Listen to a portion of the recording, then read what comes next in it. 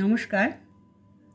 চীন ভয় পেয়েছে, লালমনিরহাট থেকে পিছু হটেছে, কারণ ওয়েস্ট বেঙ্গলে বিজেপি জয়লাভ করেছে।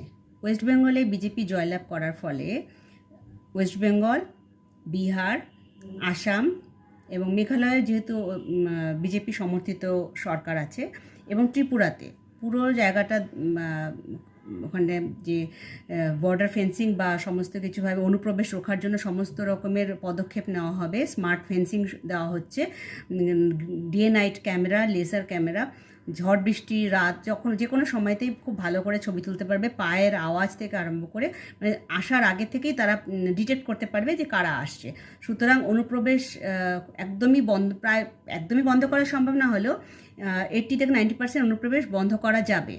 যার ফলে কি হচ্ছে, আমাদের লালমনিরহাটে যে ওদের একটা যে এয়ারপোর্ট ছিল যেখানে চায়না আসার কথা ছিল, সম্ভবত সেখানে চায়না আসবে না, কারণ আমাদের লালমনিরহাটে ব্যস্ত রেখে ওয়েস্ট বেঙ্গল যদি জিততে না পারতো, এখান থেকে অনুপ্রবেশ হতো, অনেক বেশি ডেমোগ্রাফি চেঞ্জ হতো, এবং লালমনিরহাটে আমরা ব্যস্ত থাকতাম, কিন্তু চায়না তার পিছন দিকে অনেকগুলো জায়গায় কাজ করে ফেলতো। লালমনিরহাটের নিচে তিস্তা ব্যারেজের নিচে আর একটু যদি আস্তে আস্তে নিচে নামতে থাকি, আমরা কক্সবাজার পাচ্ছি।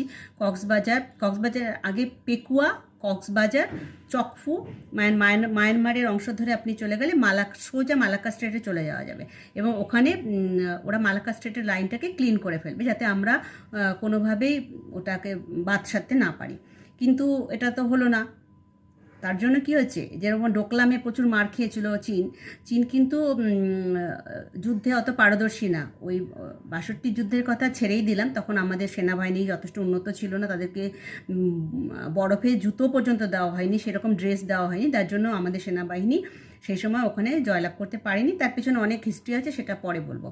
তাহলে এদিকটা যদি আমরা পোর্ট ব্লেয়ারে, নিকোবরে আমরা যদি কাজ করতে পারি, পোর্ট ব্লেয়ারে আমাদের সেনাবাহিনী বেস আছে, ডিগলিপুরেও আছে, তার মানে এই আর গ্রেট নিকোবরে যদি আমরা করে ফেলি, তাহলে আমরা এই জায়গাটা পুরো সিকিউর করতে পারবো।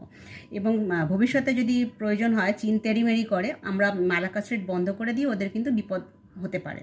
প্লাস হচ্ছে, আমরা যদি ওয়েস্টে চলে যাই, ওখানে আছে মলদ্বীপসের ওপরে মিনিকয়ের ওপরে হচ্ছে লাক্ষাদ্বীপ। তো মিনিকয় এবং মলদ্বীপসের মধ্যে 8 চ্যানেল এবং তার উপরে 9th চ্যানেলটা আছে, যেখান থেকে বিভিন্ন জাহাজগুলো পাস করে। তো আমাদের মিনিকয় এবং লাক্ষাদ্বীপে আমাদের অলরেডি সেনা বেস আছে।